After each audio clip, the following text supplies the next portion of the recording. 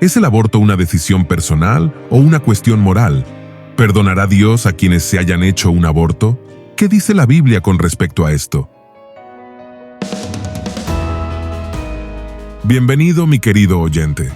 Todas estas preguntas y mucho más estaremos respondiendo en este estudio bíblico. Antes de profundizarnos en este tema, no te olvides de suscribirte a nuestro canal y activa la campanita de notificaciones para que YouTube te avise cada vez que publicamos un video nuevo. ¡Empezamos!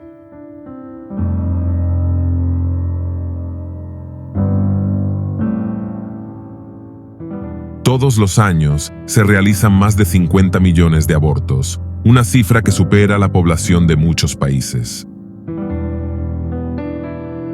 Dos investigadores han publicado un artículo en la revista Journal of Medical Ethics, en el que defienden que matar a un recién nacido no difiere en nada, desde el punto de vista moral, a practicar un aborto. Su argumento se basa en el hecho de que un feto y un recién nacido son dos seres moralmente equivalentes, y defienden que las mismas razones que justifican el aborto de un feto sirven también para el infanticidio. De tal manera que, si después del nacimiento se detectase alguna enfermedad no identificada durante la gestación, si algo va mal durante el parto o si alguna circunstancia económica, social o psicológica cambiase y supusiese una carga inaguantable, las personas deberían tener la opción de no verse forzadas a hacerse cargo del niño. Sus afirmaciones no han dejado indiferente a nadie, siendo tratados en muchos casos como crueles, viles o asesinos. El asunto vuelve a poner encima de la mesa el complejo debate sobre el aborto, que comprende aspectos legales, teológicos, éticos, sociales y personales. Para empezar, tenemos que admitir que la lógica del argumento de estos investigadores es impecable. Si se puede matar a un feto, se puede matar a un bebé, pues lo único que los diferencia es su ubicación. Sin embargo, al plantearlo de esta manera tan brutal, hasta los mismos defensores del aborto se han sentido incómodos. Claro, no es lo mismo matar a un bebé al que no le vemos la cara ni oímos su llanto, que a uno que tenemos ante nuestros ojos. Es más fácil matar a una ecografía que a un niño que nos sonríe. Hay artículos que nos hacen reflexionar y esperamos que este sirva para despertar las conciencias de aquellos que han llegado a dar por bueno o normal el hecho de que en muchos países civilizados se practiquen miles de abortos constantemente. Porque es incoherente y muy hipócrita sentirse indignado con estos investigadores y al mismo tiempo dar por bueno una práctica tan despiadada como la del aborto. Pero el artículo pone también en evidencia una vez más que hay muchos valores fundamentales que están en crisis y empieza a asustarnos hasta dónde podemos llegar por este camino. ¿Qué harán los gobiernos para armonizar estas incongruencias?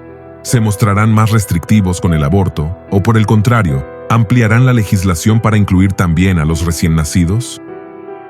También muchos profesionales de la medicina ven estas contradicciones legales y esperan alguna respuesta. ¿Cómo es posible que en dos quirófanos adyacentes de un gran hospital, un equipo de especialistas altamente cualificados puedan estar llevando a cabo una complejísima intervención para salvar la vida de un feto, y en el de al lado se esté practicando un aborto? Pero imaginemos una situación aún más chocante.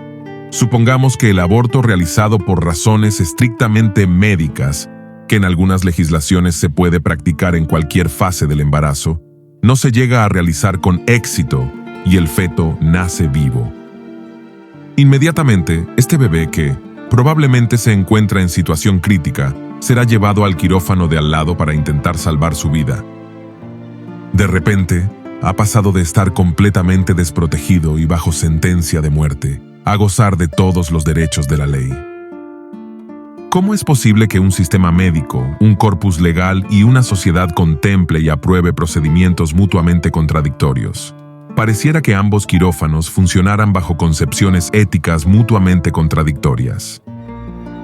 En el primer caso, la vida del bebé depende de los deseos de los padres. De hecho, en última instancia, solo del deseo de la madre, dado que en esta área en concreto, el padre tiene muy pocos derechos legales, Y en el segundo caso, la vida del bebé queda protegida por la ley. ¿Cómo puede sobrevivir una sociedad cuando dos actividades totalmente contradictorias se aprueban oficialmente y se llevan a cabo con apoyo estatal? ¿Puede sobrevivir una sociedad en la que cierto personal del Estado salva vidas y otro destruye otras vidas idénticas? ¿Qué clase de concepto de sociedad es este? Todo esto nos lleva a pensar que estamos en un punto crítico. O damos marcha atrás, o tiramos hacia adelante con todas las consecuencias. Pero lo que nos tememos es que una sociedad que avanza por este camino tiene la intención de llegar hasta el fin. Se comienza con el aborto exclusivamente en los que la vida de la madre peligra, y rápidamente se llega a que cualquier excusa sirve para abortar, pero de ahí no hay mucha distancia al infanticidio, a la eutanasia o a otras muchas cosas que nos da pánico hasta mencionar. Amigo oyente, ¿qué nos hace humanos? ¿Dónde debemos colocar el límite de lo que es moral e inmoral? Sin duda, para contestar esta pregunta, tenemos que empezar por determinar en qué momento llegamos a ser humanos. Algunos consideran que un feto llega a ser humano cuando es viable, es decir, desde el momento en que el feto, si naciera prematuramente, sería capaz de sobrevivir. Pero las técnicas médicas modernas cada vez adelantan más ese momento. Otros dicen que se llega a ser persona cuando el feto tiene todos los órganos formados, pero por esa regla de 3, un mutilado dejaría de ser humano. Otros piensan que el nacimiento mismo es el momento crucial, pero las fotografías del niño tomadas antes de nacer muestran que no existe una diferencia fundamental entre el nonato y el recién nacido. Algunos han argumentado que esto tiene que ver con ser conscientes de nuestra existencia. Esta teoría, que cada día gana más popularidad, nos dice que un feto no tiene conciencia de sí mismo, por lo tanto, no es un ser humano. Pero no olvidemos que tiene la misma conciencia que un recién nacido, o un hombre en coma, o un enfermo de Alzheimer. Aceptar esta concepción de lo que es humano nos llevará a cometer peores atrocidades de las que ahora ya vemos. Otros se preguntan, ¿son capaces de elegir, de ejercitar autonomía? ¿Manifiestan características moralmente relevantes? Para ellos, el ser considerado persona depende de la función que cada uno desempeñe, de lo que pueda hacer. Es como si todo ser humano debiera pasar un examen antes de ser considerado uno de los nuestros, como si fuera algo que debemos ganarnos.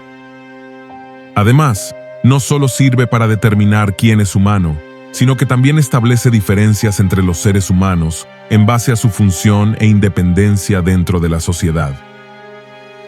Esta teoría está arraigando con fuerza en nuestro mundo moderno, especialmente en los países ricos. En contraste con todas estas teorías, la perspectiva bíblica de la dignidad humana no depende de algo que hemos de ganarnos o demostrar, sino que es intrínseco al ser humano por el modo en que hemos sido hechos. De acuerdo con el relato de la creación que encontramos en Génesis capítulo 1 versículos 26 y 27, el hombre fue creado a imagen de Dios. ¿Qué significa este hecho? Algunos han visto en ello que el hombre comparte con Dios ciertas capacidades o atributos, racionalidad, creatividad y espiritualidad. Pero la Biblia enfatiza que más allá de lo que podemos hacer o de los deberes que Dios nos ha asignado, está lo que somos por creación. Esta imagen de Dios, que le fue dada al hombre en el momento de su creación y que es transferida de generación en generación, es la que hace que toda vida humana tenga una dignidad y valor únicos. No depende de lo que hacemos, sino de lo que somos por creación. Sin duda esto tiene grandes implicaciones. La primera de ellas es que debemos reconocer que somos seres dependientes. No nos hacemos a nosotros mismos, no somos individuos autónomos, somos imagen de Dios y por lo tanto, la dignidad de nuestra humanidad es derivada. Viene de aquel cuya imagen llevamos. Por supuesto, para una sociedad tan impregnada de individualismo liberal como la nuestra, esta idea le resulta inaceptable, pero lo cierto es que estas pretensiones de autonomía son una fantasía moderna, totalmente alejadas de la realidad de nuestra relación con el resto del universo. La revelación bíblica insiste en enfatizar nuestra dependencia como criaturas. Job dijo, «Tus manos me hicieron y me formaron». Jeremías también escribió, «Conozco, oh Jehová, que el hombre no es señor de su camino, ni del hombre que camina es el ordenar sus pasos». En segundo lugar, implica la igualdad de todos los seres humanos. Todos somos iguales porque llevamos la misma imagen de Dios. El hombre es igual a la mujer, los adultos son iguales a los niños, los poderosos son iguales a los débiles, los discapacitados son iguales a los sanos, los llamados no personas son iguales a las personas. En Job capítulo 31 versículo 15 dice, «El que en el vientre me hizo a mí, ¿no lo hizo a él? ¿Y no nos dispuso uno mismo en la matriz?». En Proverbios capítulo 22 versículo 2 también leemos, «El rico y el pobre se encuentran, a ambos los hizo Jehová». En tercer lugar, debemos tratar a todos los seres humanos con respeto. Algunos filósofos modernos tienen la tendencia a percibir al débil, al demente, al discapacitado, con cierto desprecio. Son no personas, no tienen autonomía, no cuentan. Su biología es de segunda clase, su corteza cerebral es disfuncional. Pero lo característico del auténtico amor cristiano por el discapacitado, el enfermo y el moribundo no es la pena sino el respeto. El abuso, la manipulación o el maltrato de un ser humano es un desprecio a Dios. En Proverbios capítulo 14 versículo 31 dice, «El que oprime al pobre afrenta a su hacedor, mas el que tiene misericordia del pobre lo honra». En cuarto lugar, no debemos dejar de sentir asombro ante el misterio que supone cada ser humano. El mismo asombro que un padre y una madre sienten en el momento del nacimiento de su hijo. Nos tememos que la pérdida del sentimiento de asombro es especialmente frecuente entre los profesionales de la salud y quienes cuidan personas. Caen en la rutina y el cinismo. Ya lo han visto todo. Hacen su trabajo de una forma mecánica, pero el modo de pensar cristiano demanda que mantengamos un sentimiento de asombro ante cada ser humano. En quinto lugar, es importante proteger toda vida humana porque es sacrosanta al llevar la imagen de Dios. Y en especial a los débiles, a aquellos que son más vulnerables a la manipulación y el abuso, como los niños, los enfermos, los discapacitados, los ancianos o los fetos. También queremos mencionar en este punto el Salmo 139, donde encontramos importantes afirmaciones acerca de la existencia prenatal. Leamos Salmos 139 versículos 13 y 16. «Porque tú formaste mis entrañas, tú me hiciste en el vientre de mi madre, te alabaré, porque formidables, maravillosas son tus obras. Estoy maravillado, y mi alma lo sabe muy bien. No fue encubierto de ti mi cuerpo, bien que en oculto fui formado, y entretejido en lo más profundo de la tierra. Mi embrión vieron tus ojos, y en tu libro estaban escritas todas aquellas cosas que fueron luego formadas, sin faltar una de ellas». Parece que el salmista se hace eco de los relatos de la creación que encontramos en Génesis, entretejido en lo más profundo de la tierra, como Adán, que fue formado del polvo de la tierra. Dios es el gran alfarero que moldea el barro amorfo. Con estas imágenes del tejedor y el alfarero tan familiares del antiguo cercano oriente, el salmista reconoce que Dios es quien le creó incluso en su estado embrionario. Luego habla también del conocimiento que Dios tenía de él cuando todavía estaba en ese estado. «Mi embrión vieron tus ojos». Por supuesto, el énfasis no está en que el feto tuviera conciencia de Dios, sino de que Dios conocía al feto. El salmista sabía que Dios, su creador, le amó mucho antes de que él pudiera responderle en una relación consciente, y así es con todos nosotros. Esto quiere decir que ya en el vientre de nuestras madres, éramos personas porque Dios ya nos conocía y nos amaba. Los profetas también compartían esta creencia. En Isaías capítulo 49 versículos 1 y 5 dice: «Oídme, costas, y escuchad, pueblos lejanos. Jehová me llamó desde el vientre, desde las entrañas de mi madre tuvo mi nombre en memoria. Ahora pues, dice Jehová, el que me formó desde el vientre para ser su siervo, para hacer volver a él a Jacob y para congregarle a Israel, porque estimado seré en los ojos de Jehová, y el Dios mío será mi fuerza.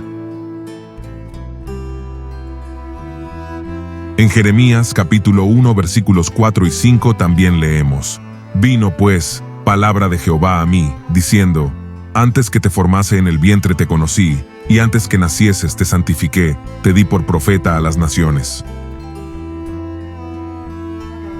Tanto Jeremías como Isaías escucharon a Dios y fueron usados por Él para hablar a su pueblo.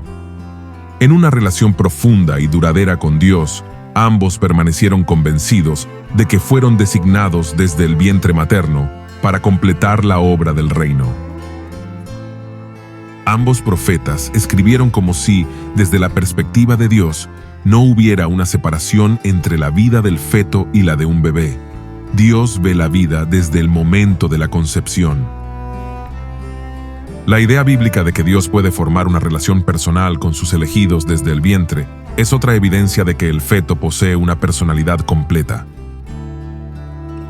En Éxodo establece la misma pena, la muerte, para quien causa la muerte de un bebé en el vientre materno que para quien comete asesinato.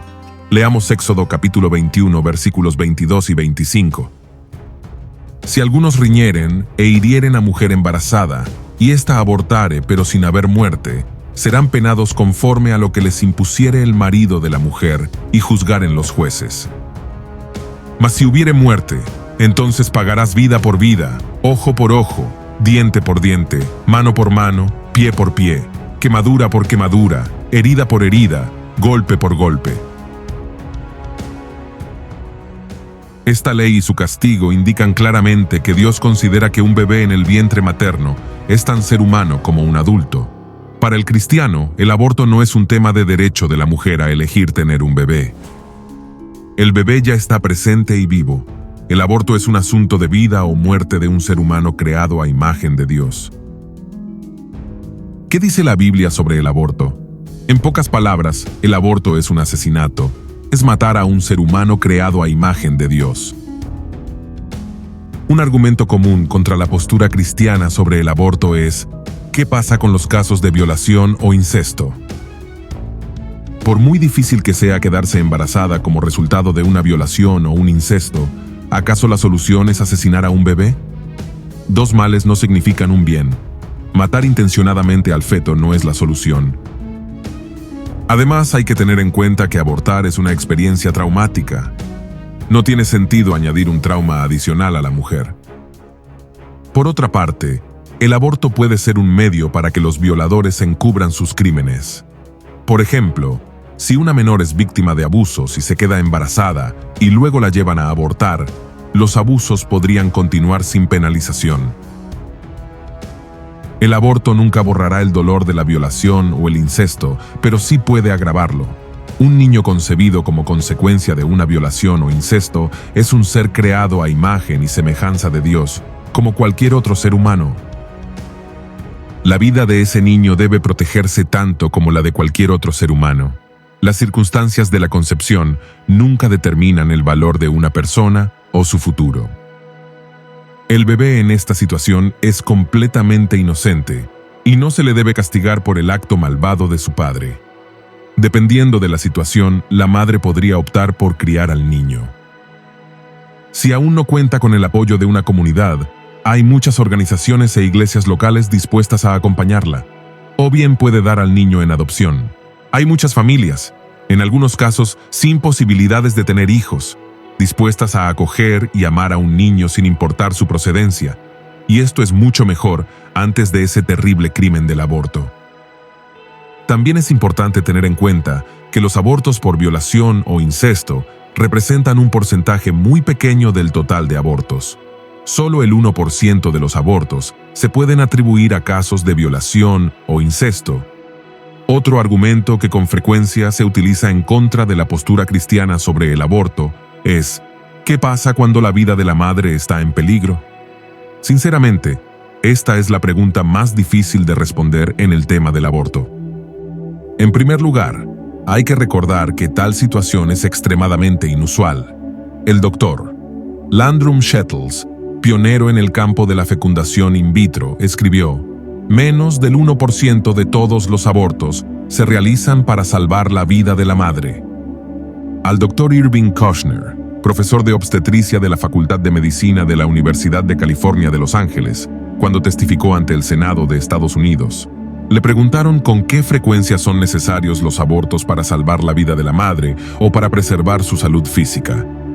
Su respuesta: en este país, alrededor del 1%. Otros profesionales médicos incluso van más allá, afirmando que el aborto nunca es necesario para salvar la vida de la madre.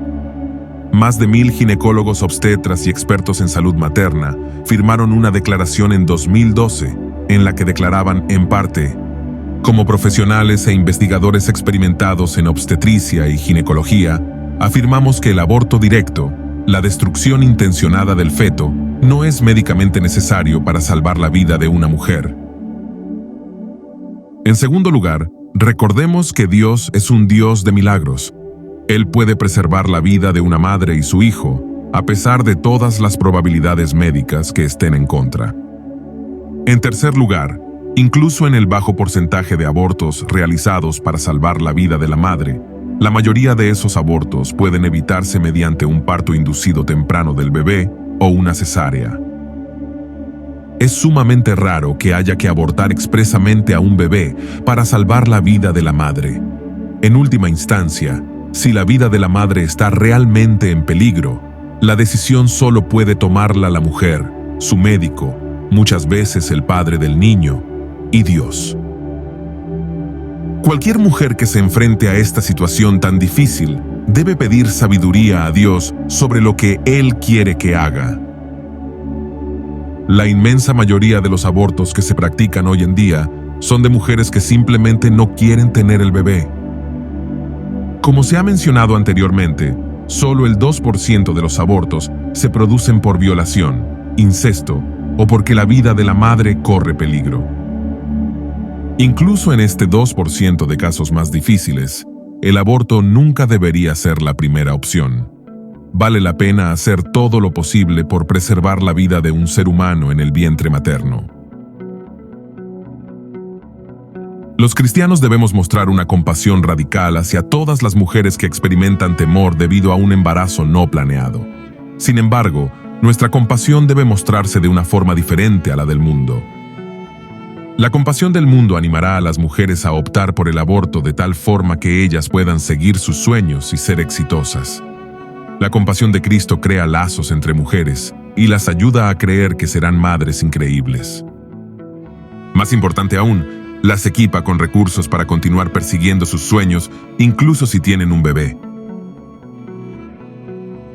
Siendo el cuerpo de Cristo, la Iglesia debe tomar la iniciativa de extender nuestras manos y corazones a quienes quieren saber de la verdad. Esto es importante para Dios, así que debemos responder con actos de adoración y rendición a la vez que abogamos a favor de los indefensos. El progreso social nos debe llevar a proteger y a ayudar a los niños desde que existen en el vientre de su madre. Esta es nuestra obligación como sociedad moderna y civilizada. Una sociedad que solo busca excusas para poder vivir cómodamente y que no tiene respeto a la vida humana, está asistiendo a su propia autodestrucción. Y por otro lado, para aquellos que han tenido un aborto, recuerden que el pecado del aborto no es menos perdonable que cualquier otro pecado. Por la fe en Cristo, todos los pecados pueden ser perdonados. Una mujer que ha tenido un aborto, un hombre que ha alentado un aborto y un médico que ha realizado un aborto, todos pueden ser perdonados por la fe en Jesucristo. Recuerde que, si confesamos nuestros pecados, Él es fiel y justo para perdonar nuestros pecados y limpiarnos de toda maldad.